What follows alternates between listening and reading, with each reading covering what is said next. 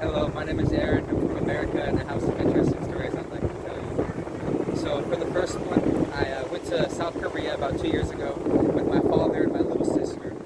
And we went to this cool little Buddhist monk temple, and we did our prayers there, learned a little bit about the Buddhist religion, and hung out with the monks for a day, ate their food, ate rice, vegetables, and all sorts of cool stuff, prayed with them, like I said. And then on our last day there, we noticed up on the mountain there was a pagoda way up in the mountain.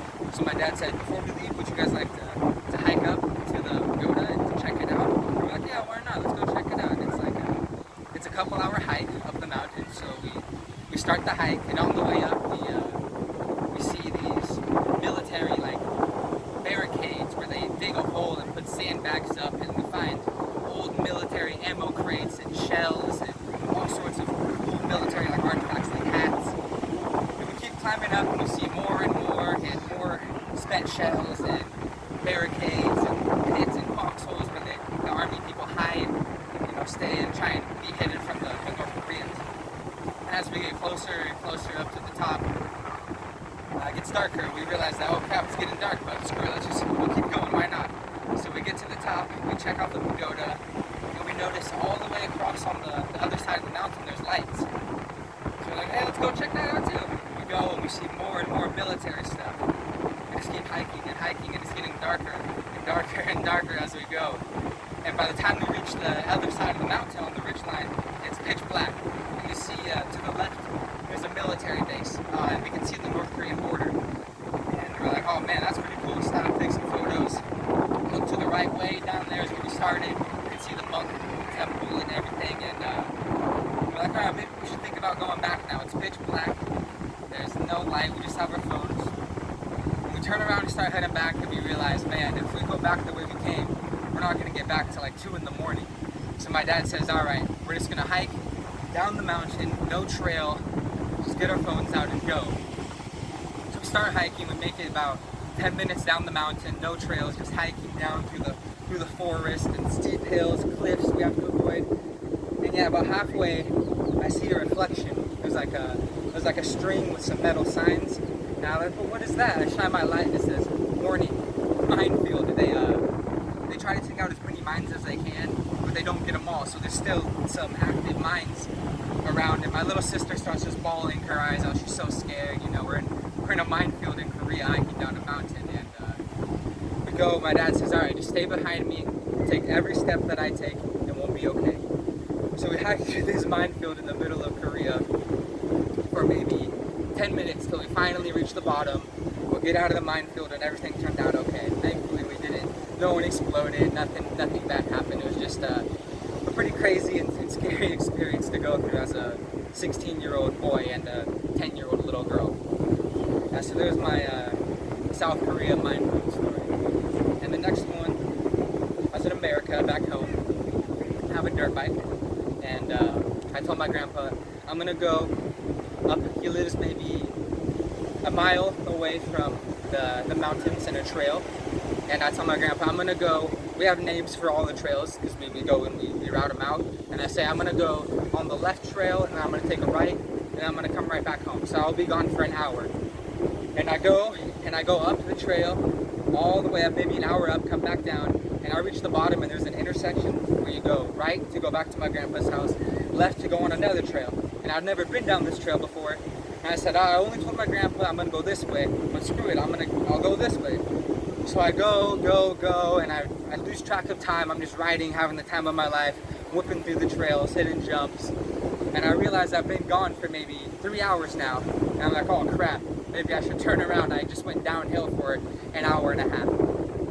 And I go turn around, go start up the hill, bike runs out of gas. And I'm like, oh no, I'm in the middle of the woods. No one's around me for an hour and a half. There's no one, an hour and a half in any direction. So I'm like, crap, I ran out of gas. I checked my phone, no service. Oh no, I'm really in trouble here. No service, no one around me. So I start pushing my bike up the hill, and it's dark. It keeps getting darker and darker and darker as time goes on. And I make it maybe an hour and a half up the hill because I'm pushing it. Check my phone, still no service. Oh no. All right, keep going. Maybe 30 minutes later, I notice there's a cabin in the middle of the woods was a cabin. So I go up to it and I said, hey, help me please, I'm out of gas. I've been stuck in the woods for maybe 2 hours now. No one's here, please help me.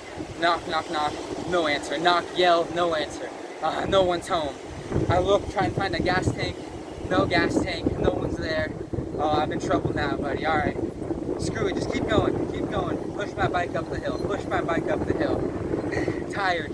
It's pitch black outside. It's maybe 11 o'clock at night by now. My grandpa's gotta be worried. I told him I'd only be gone for an hour. It's been 4 hours at this point.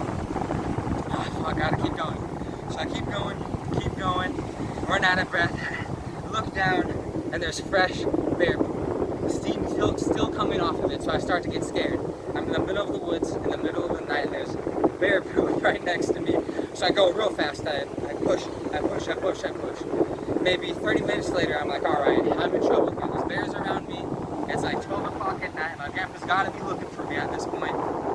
Climb a tree. I gotta try and get service. So I find the tallest tree I can, hide my bike, climb the tree all the way to the top, put my phone up, and I have service. I have 1 bar of service. Oh, thank God. So I try to call my grandpa, call drops. Oh no, try to call my grandpa again, call drops again. Call him the 3rd time. Finally he goes through, he answers me, he's crying. He's like, Drake, where have you been? It's been like 5 hours. I thought you'd be dead. You're supposed to be back only an hour, and I went the trail where you're supposed to be. You weren't there, no one was there. What's going on? Oh, I'm sorry, Grandpa, I ran out of gas. I went the trail, I told you. I came back, decided to go on another trail, and I ran out of gas. And he said, did you put your bike in reserve? There's a little switch, you turn it on to reserve. And I was like, oh my gosh, are you kidding me? I just pushed my bike for 3 hours now, and I just have to flip the switch, and I'm good to go. So I flip the switch, sure enough, my bike starts right up, go home, take me half an hour to get home. My grandpa's like, oh my God, Drake, I can't believe you just scared me so bad. I looked for you for 2 hours, I thought you were dead. But yeah, that was it. I made it home safely, pushed my bike for 4 hours when I could have just flipped the little switch and went. No bears, nothing. So yeah, there's my Cambodia. And my dad wanted us, I went with my dad and my little sister again. We went from Korea to Cambodia and then back to Korea again. So we were in Korea and my dad wanted us to see poverty. He wanted us to see what struggle is like, what people really live like when they have nothing, no money or anything. So we take a boat through this river, this winding river, for maybe 20 minutes, and off the side of the river we see houses made of like sticks and trash, and little girls playing with water bottles and like milk jugs. And it was really, I've never seen poverty like that before in my life. So it was really eye-opening to me to see, wow, people live in like actual poverty, like playing with, like I said, with trash and dirt and sticks. And as we go through, we get to this giant lake, and on the lake there's a Vietnamese village, a floating village, where like all their houses are just on like rafts, I guess you would say, and they have all their schools, everything. They just all live on a floating village. And we go and we start exploring the village, and you see they put their waste in the water and then get their drinking water from the water as well. It's crazy, this level of poverty. And we go, we see alligators swimming in the lake, and crocodiles, whatever, which one it is. And we sit down at this little restaurant and just start talking with the people, and we ask, how do you guys go to school here? You guys have children, do they go to school here? And they say, yeah, look over there in the distance you see these like 10 children on a little kayak with their school bags and everything, just rowing through to go to school on their floating little village. It was insane, man. With crocodiles and dirty water, everything. They just go, and it was really eye-opening to see poverty like that, you know, just kids on their own on a boat, just going to school, you know. And at the school, the tour guide took us to their school, and it was crazy, man. It was like an open floating house with 30, 40 kids, all of the village's kids, all at the school, from a little kid to people 18, you know, or maybe 16, 17. And I just never seen a classroom so full with only like 1 or 2 teachers and kids of all different ages, man. That was probably my most eye-opening experience I've ever had to see. You know, just this poor, how poor and hard people have it, you know. It made me really think about my life and how easy I have it compared to these people.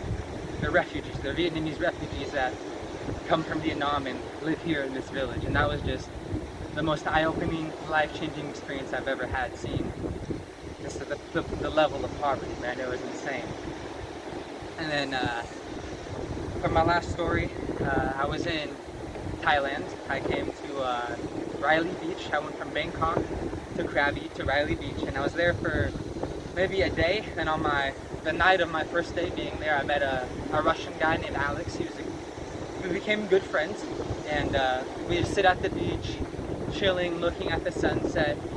And a Russian lady comes up to us and starts saying, "Hey, how are you guys doing? How long have you been here?" You know, becoming friends with us. And she's a rock climber. Like, thankfully for us, she's a rock climber, a professional. So she asked us, "Well, tomorrow, would you guys like to go rock climbing with me? I need someone to rappel me." And we're like, "Oh, heck yeah, let's go rock climbing. Why not? Enjoy ourselves in Thailand, you know, see some cool stuff." So the next day, we wake up, eat a good breakfast, meet up with her, we hike. From Riley Beach, there's a jungle trail to a place called Ton Sai, which is to the left of Riley Beach. And we hike through this jungle trail. And then we do a rock climb at this place called Gibbon Root in the middle of the jungle. We just go.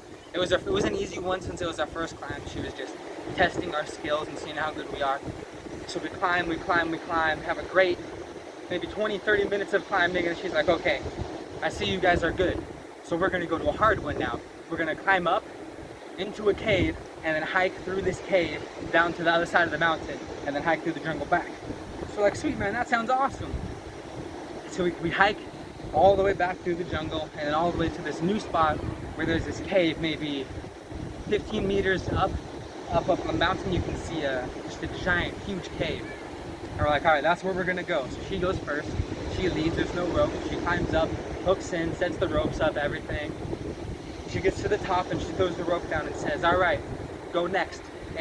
Alex, my buddy, go next, and Aaron, you belay him." So he starts climbing up, and he has to carry all of his stuff because we can't come back. We're going up into the cave and then back down through. And he makes it up after maybe 20 minutes of climbing all the way up, and then it's my turn. And she's like, "All right, I'm gonna belay you from the top." So she throws her rope down, hooks me in, and then from the top inside of the cave, she belays me and makes sure I'm safe. And I have my 2 backpacks, my freaking fanny pack, and all my climbing gear on me. I start to climb up, and I make it maybe halfway, and there's a little crack, maybe like that and about that deep. You're supposed to stick your hand in. And I stick my hand in there, and there's a big spider, I'm not sure what type of spider it was, but it was a good size. I don't think it was poisonous, but it scares me, and I'm like, let go, and I fall back and drop maybe 5 feet.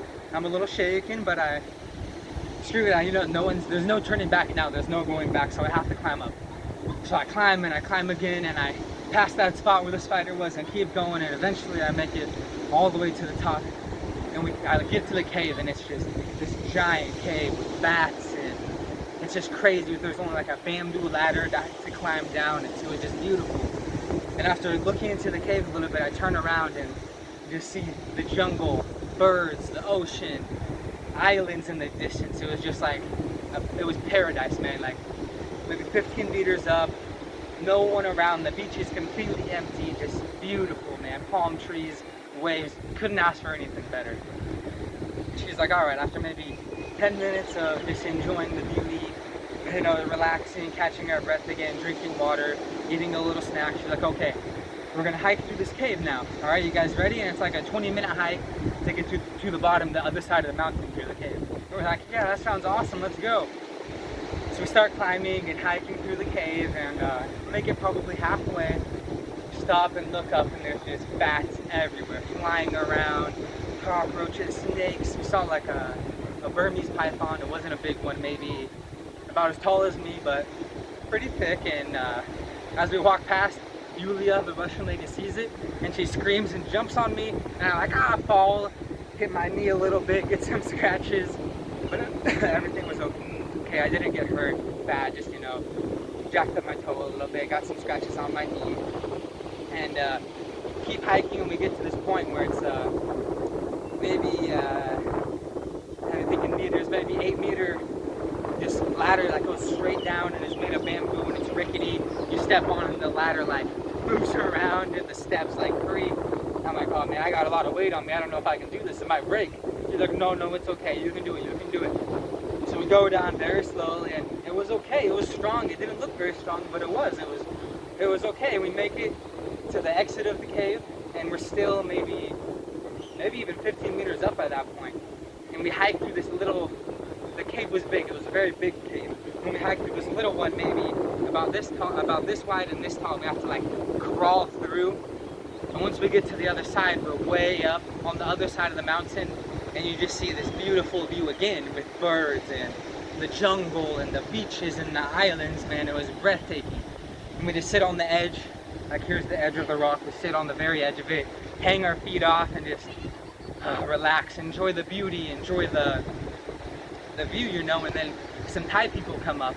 They come up the way that we're headed down, and we sit there and have a great conversation about the history of the cave and all that, and why they worship. It's like a sacred place.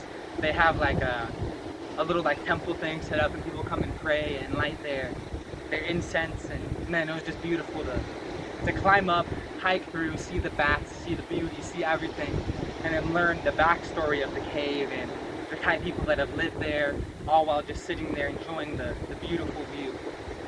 And it starts to get dark, so we decide, all right, we're gonna finish it up now.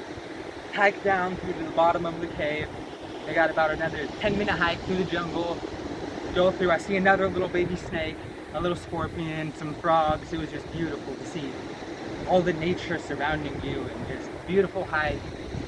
And yeah, it was a great day. We hiked back to the beach, sat at the beach, went swimming, and it was dark at that point, and we were like, oh man, that was a long day, let's swim for a minute. So we go swimming, and as I'm swimming, I notice it's glowing. I'm like, man, what the heck is going on? The water is glowing as I move, and there's bioluminescent plankton. So it just blew my mind. I go have this beautiful day of hiking and climbing and seeing all this nature, these snakes, these monkeys and birds, and then I finish it up in the ocean with glowing plankton all around me while swimming. It was life-changing, and just the beauty of it all, it blew my mind away. And yeah, those are my cool, interesting stories throughout my travels and back home. And yeah, man, hope you enjoyed, and thank you for watching.